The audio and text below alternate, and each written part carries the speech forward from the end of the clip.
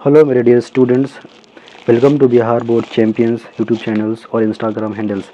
देखो, आज हम लोग क्या करेंगे, सिलेबस के बारे में डिस्कशन करेंगे, मैथमेटिक्स के सिलेबस के बारे में डिस्कशन करेंगे।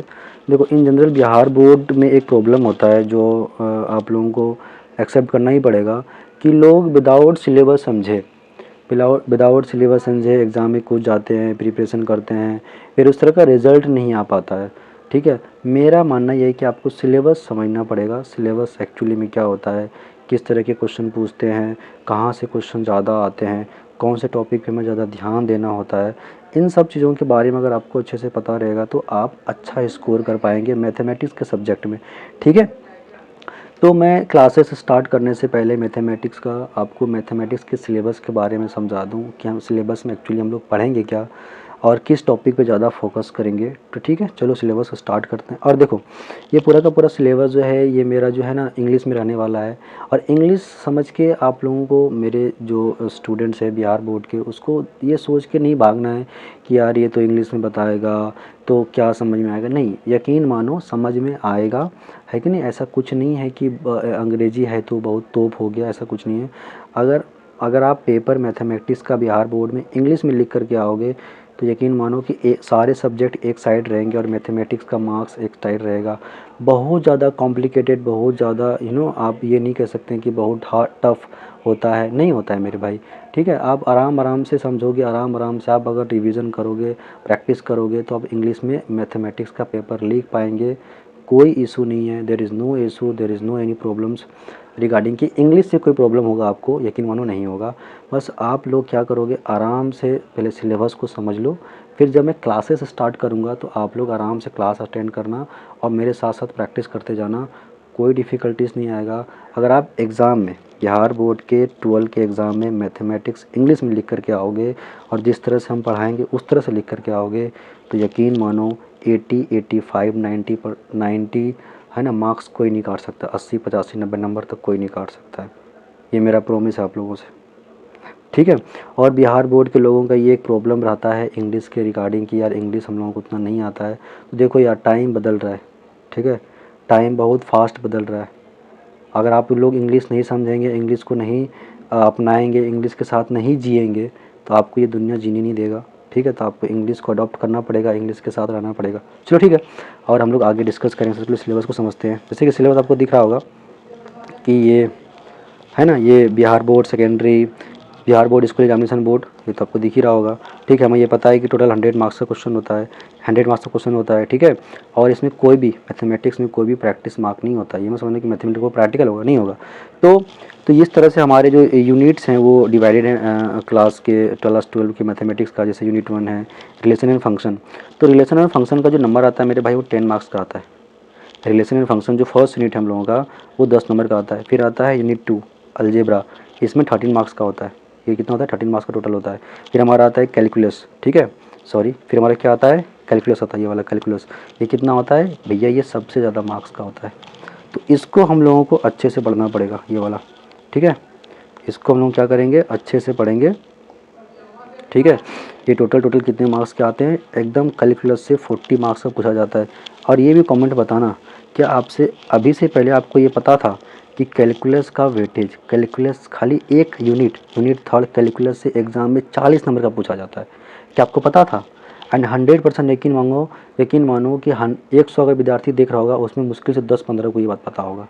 क्यों? क्योंकि बिहार बोर्ड के लड़के लोग क्या करते हैं ना, वो सिलेबस समझते ही नहीं है। उसको नहीं पता है सिलेबस में क्या है, वो नहीं समझते सिलेबस में होता क्या है। नहीं भाई, सिलेबस को समझना इम्पोर्टेंट उतना ही है जितना इम्पोर्टेंट है एग्ज़ाम में जाकर के बैठना और एग्ज़ाम लिखना। हमें ये पता होना चाहिए कि सिलेबस में कहाँ से पूछते हैं, क्या पूछते हैं। ऐसे नहीं कूद जाना एग्ज़ाम में। ठीक है, चलो ठीक है। तो यूनिट थर्ड जो हम लोग अच्छे से कवर करेंगे, इसमें 40 नंबर का पूछा जाता है। फिर आता है यूनिट 4, ये हमारा क्या है, vector algebra and 3 dimensional geometry. Vector algebra and 3 dimensional geometry, इसमें 80 मार्क्स का आपको पूछा जाएगा, मोटा मोटी 18 नंबर का। ठीक है, फिर हमारा आता है यूनिट 5, ये आता है क्या, लीनियर प्रोग्रामिंग। तो लीनियर प्रोग्रामिंग का ठीक ठाक नंबर आता है, 9 नंबर कम नहीं होता है। ठीक है, फिर आता है प्रोबेबिलिटी। ठीक है, इसमें 10 नंबर का होता है। तो टोटल जो है, अगर मैं सबसे इम्पोर्टेंट किसी टॉपिक को अगर मांगूँ, किसी यूनिट को मानूँ तो वो है हमारा यूनिट नंबर 3 कैलकुलस। एक ही चैप्टर, एक ही यूनिट से 40 नंबर का क्वेश्चन, मतलब पासिंग मार्क यहीं से आ जाना है, पासिंग मार्क यहीं से आ जाएगा 40 नंबर, अगर आप इसको अच्छे से पढ़ लेंगे तो। और अगर हमको कुछ इन सारे चैप्टर में कमांड हो गया अच्छे से, जैसे क्या अलजेब्रा में कमांड हो गया, जैसे हमारा क्या है प्रोबेबिलिटी में कमांड हो गया, तो हम मोट अच्छे से हम 80-85 नंबर स्कोर कर लेंगे, कोई इशू नहीं है। टोटल 100 मार्क्स का क्वेश्चन आता है एग्ज़ाम में, ठीक है। तो ये हमें समझ में आ गया। अब देखो सबसे जो इम्पोर्टेंट बात है कि अब हम क्या करेंगे, सिलेबस में और डिटेल को समझते हैं सिलेबस को। जैसे क्या, जैसे हम लोग का यूनिट 1 है, यूनिट 1 क्या था जिसमें 10 नंबर का क्वेश्चन आता है, ये फर्स्ट यूनिट है। क्या है हमारा, रिलेशन एंड फंक्शंस। तो रिलेशन एंड फंक्शन में हम लोग पढ़ेंगे क्या, रिलेशन एंड फंक्शन में जो फर्स्ट चैप्टर है वो क्या है, रिलेशन एंड फंक्शन। इसमें क्या पढ़ोगे, टाइप ऑफ रिलेशंस क्या होते हैं, reflexive relations, symmetric relations, transitive and equivalence relation, इनके बारे में पढ़ना है, ठीक है। और सेकंड हमारा क्या है, 1-to-1 interactions and on to super interactive functions, या फिर हम ये सब हम लोग पढ़ेंगे, ठीक है। थर्ड नंबर क्या है हमारा, composite functions and the inverse of the functions, इन सब के बारे में पढ़ना है। तो यूनिट 1 में जो चैप्टर 2 है वो क्या है, इन्वर्स ट्रिग्नोमेट्रिक फंक्शंस। तो इसमें क्या क्या पढ़ेंगे, इसका डिफ्रेंशिएशंस क्या होता है, डोमेन पढ़ना है पढ़ना है ना, पार्शियल वैल्यू ब्रांचेस पढ़ के बारे में पढ़ना है, graphic of inverse trigonometric functions के बारे में पढ़ना है ना, elementary properties of inverse trigonometric function के बारे में पढ़ना है। ये जो आपको दिखाई पड़ रहा है इसके बारे में हम लोगों को पढ़ना है, किसमें, फर्स्ट यूनिट के अंदर ही। I am talking about first unit which is the rational functions, okay. Next हमारा क्या है, यूनिट 2 में क्या पढ़ेंगे, अलजेब्रा। अलजेब्रा कितने नंबर आता है, 13 नंबर। 13 मार्क्स का पूछता है मेरे भाई अलजेब्रा से, है ना, आराम से। तो इसमें क्या पढ़ेंगे, फर्स्ट चैप्टर 3 क्या है हमारा, मैट्रिक्स।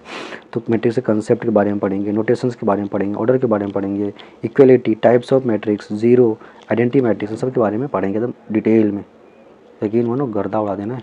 फिर हम लोग का दूसरा क्या है, ट्रांसपोज ऑफ मैट्रिक्स के बारे में पढ़ेंगे, symmetric and skew symmetric matrix के बारे में पढ़ेंगे। फिर हम लोग क्या है, मैट्रिक्स ऑपरेशंस, तो कौन कौन से मैट्रिक्स ऑपरेशन करेंगे, जैसे एडिशन हो गया, स्केलर मल्टीप्लिकेशन हो गया, मल्टीप्लिकेशन ऑफ मैट्रिक हो गया, इस सब के बारे में पढ़ना है।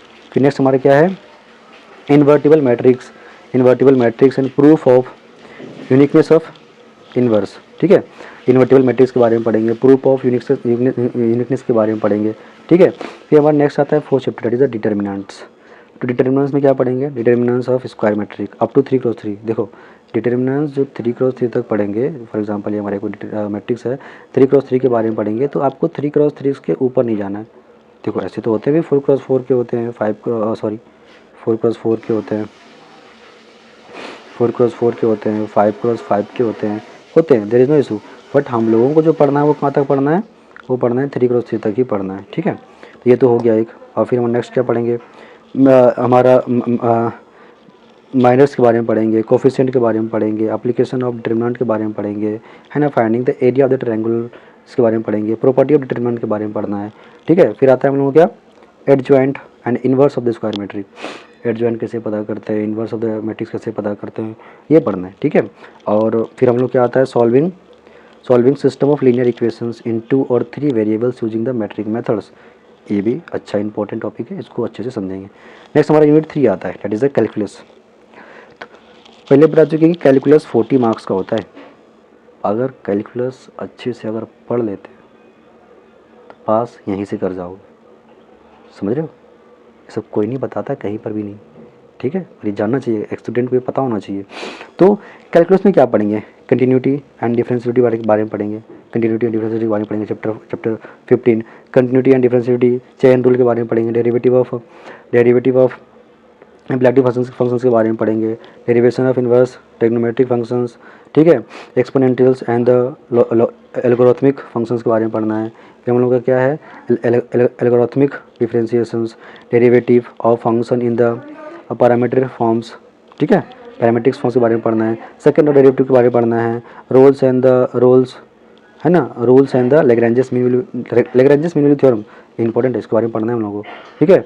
लेग्रेंजेस मीन वैल्यू थ्योरम के बारे में पढ़ना है। बस लेग्रेंजेस मीन वैल्यू थ्योरम में क्या पढ़ेंगे, उसको हम लोग को प्रूफ नहीं करना है, क्योंकि आपको सिलेबस में मेंशन है कि विदाउट प्रूफ पढ़ना है इसको। ऐसा नहीं कि हम लेग्रेंजेस मीन वैल्यू को प्रूव करेंगे, तो सिलेबस में पूछा नहीं तो फिर क्यों प्रूव करेंगे, नहीं करेंगे ना।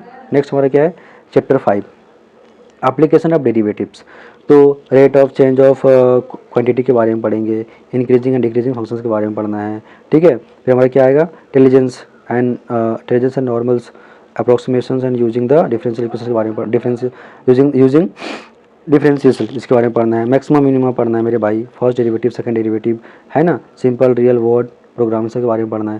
फिर हमारा क्या आता है, इंट्रीगल्स।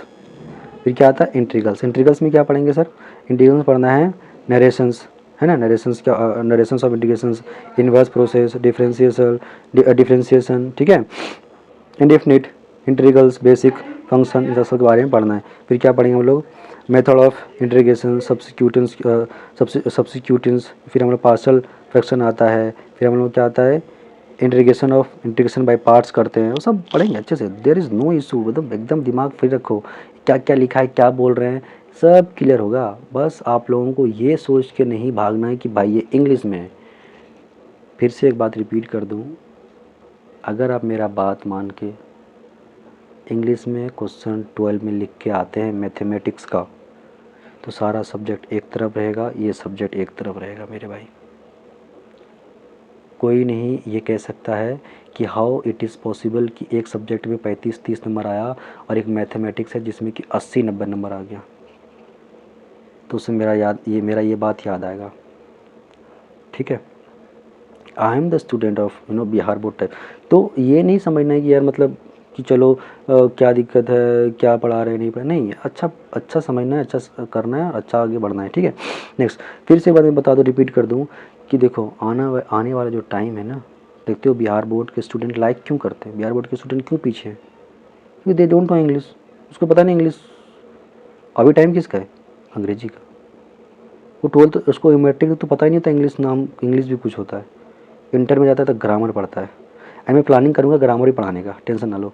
और ये सब फ्री ऑफ कॉस्ट है, बस सब लोगों का सपोर्ट चाहिए, प्यार चाहिए, लव चाहिए, दैट्स इट। नेक्स्ट क्या हम लोग का, नेक्स्ट हम लोग का क्या, चैप्टर 7 में क्या पढ़ेंगे, डेफिनेट इंटीग्रल्स के बारे में पढ़ेंगे, लिमिट ऑफ सम के बारे में पढ़ेंगे, फंडामेंटल्स थ्योरम ऑफ कैलकुलस के बारे में पढ़ना है। फिर से नेक्स्ट क्या है, basic property of definite integrals, है ना, इवोल्यूशन ऑफ डेफिनेट इंटीग्रल्स, ठीक है, इसके बारे में पढ़ना है। फिर हम लोग आता है chapter number 8, application of integrals. तो application and finding the area under simple curves, है ना, specially lines, circle, parabola and elliptics, है ना, सबके स्टैंडर्ड फॉर्म के बारे में पढ़ना है, ठीक है। नेक्स्ट आता है area bounded between two curves, इसके बारे में पढ़ना है चैप्टर 8 में। अब आता है चैप्टर 9 मेरे भाई। चैप्टर 9 में क्या है, डिफरेंशियल इक्वेशंस, अगेन इंपॉर्टेंट। तो इसके डिफिनेशन के बारे में पढ़ेंगे, ऑर्डर एंड डिग्री के बारे में पढ़ेंगे, जनरल एंड पर्टिकुलर सॉल्यूशंस के बारे में पढ़ेंगे of A differential equations. Next, solution of differential equations by method of separation and the variables, है कि नहीं। Next, solution of homogeneous differential equations by first order and first degrees, ठीक है। Next क्या है, नेक्स्ट फिर क्या है हम लोग का, solution of linear differential equation of type dy/dx plus py/q। तो ये अब देखो dy/dx प्लस py, अब इसको कोई हिंदी में क्या लिखेगा भाई, तो ये तो लिखना पड़ेगा ना, हाँ। कुछ अगर मैं टर्म्स लिखूँ अकॉर्डिंग टू ये, तो छोटा छोटा टर्म होगा, ऐसा नहीं कि बहुत बड़ा बड़ा कुछ होगा। डिफिनेशन मैथमेटिक्स में नहीं होते, बहुत कम होते हैं, कैलकुलस होते हैं। अब मैं नंबर 1 2 3 लिखूँ, ये तो इंग्लिश में ही है ना, तो क्या डरना भाई, डरना नहीं है ना, ये तो नहीं डरना है। नेक्स्ट हमारा क्या आता है, unit 4, vector algebra and 3D geometry, ठीक है। इसमें 18 मार्क्स का चैप्टर है। तो कुछ चैप्टर है जो मैं लास्ट में आपको एक बार फिर से मैं आपको कंक्लूजन बता दूंगा कि किन किन चैप्टर पे हम लोगों का फोकस, ऐसे तो फोकस सब पे रहेगा, लेकिन किन किन चैप्टर पे ज़्यादा फोकस रहेगा वो आपको मैं बताऊंगा, ठीक है। तो वेक्टर अलजेब्रा में क्या पढ़ना है, चैप्टर नंबर 10। तो vector and scalars, magnitude and directions of a vectors, direction, cosines, ये फिर हम रेशियोज, ठीक है। टाइप ऑफ वेक्टर में equal, unit vector, zero vector, parallel, collinear, इन सब के बारे में पढ़ना है। फिर क्या है, position vector of a point, है ना, negative of a vectors, component of vectors, addition of vectors, ये सब पढ़ना है। फिर क्या आता है, स्केलर, इसमें क्या पढ़ोगे, डॉट प्रोडक्ट पढ़ोगे, क्रॉस प्रोडक्ट पढ़ोगे, डॉट प्रोडक्ट ऑफ वेक्टर पढ़ोगे, ठीक है। Projection of A vector on a line पढ़ोगे। फिर आता है नेक्स्ट स्केलर ट्रिपल्स प्रोडक्ट, इसके बारे में पढ़ना है, ठीक है। फिर हमारा चैप्टर 11 आता है 3 डायमेंशनल जियोमेट्री। इसमें क्या क्या पढ़ना है, directions cosine and the direction ratio of a line join two point, next cartesian equations and vector equation of line, है कि नहीं, coplanars and the skew lines के बारे में पढ़ना है ना, shortest distance between two line के बारे में पढ़ना है, next cartesians and vectors equations of a plane, distance of a point from a plane, next क्या है, angle between two lines, to plane and line and the plane के बारे में पढ़ना है, ठीक है। फिर हम लोग आता है यूनिट 5, ये क्या है हम लोग का 9 मार्क्स का, कितने मार्क्स का 9 मार्क्स का।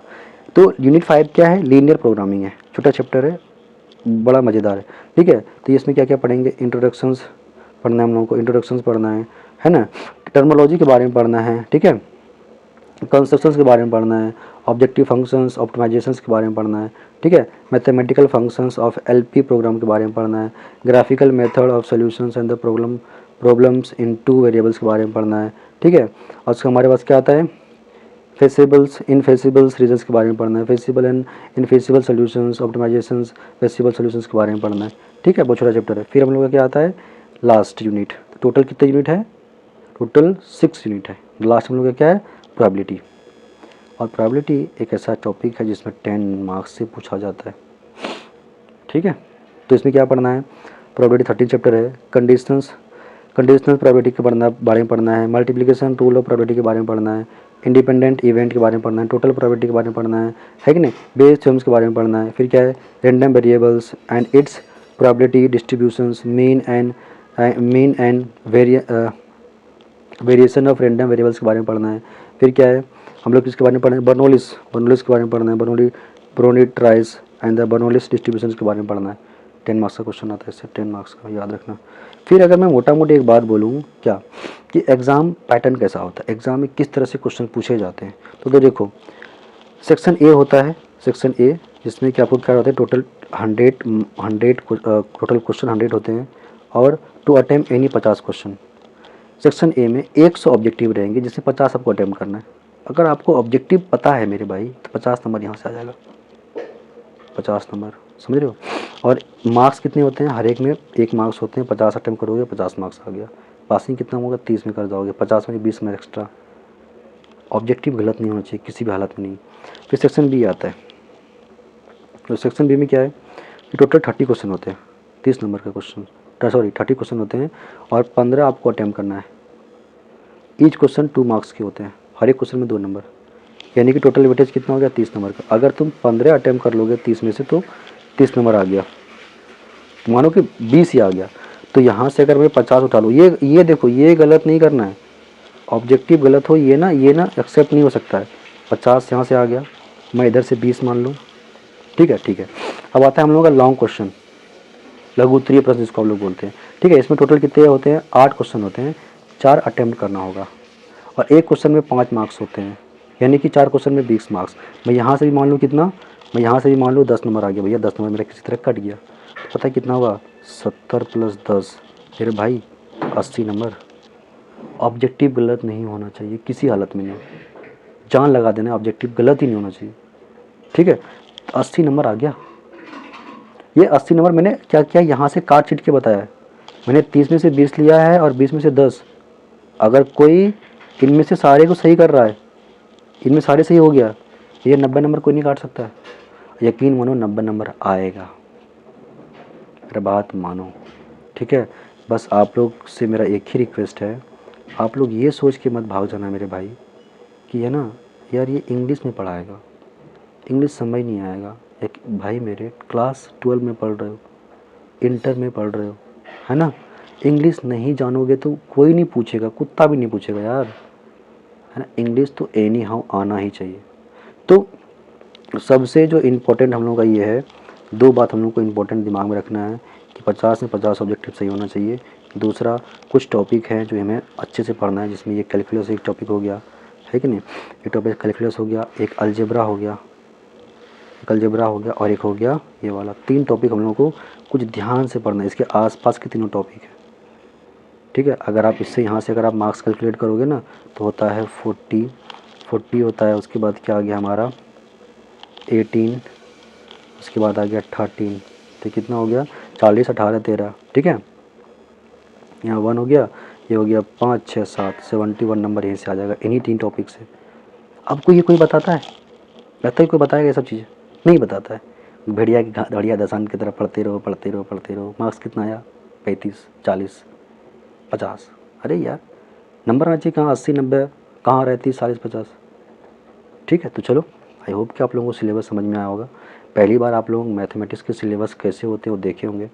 तो हम लोग प्लानिंग करेंगे और लेक्चर भी लेंगे और लेक्चर भी कराएंगे यूट्यूब पे, एकदम मस्त यूट्यूब जहाँ पे आप लोगों को जुड़ना है, इंस्टाग्राम, यूट्यूब, जहाँ पर भी मज़ा आएगा। चलो फिर मिलते हैं न्यू वीडियो में और कंसेप्ट के साथ, क्वेश्चन प्रैक्टिस के साथ। डरना नहीं है, मस्त पढ़ना है, गर्दा उड़ा देना है। ठीक है, चलो ठीक है, टेक केयर, बाय बाय।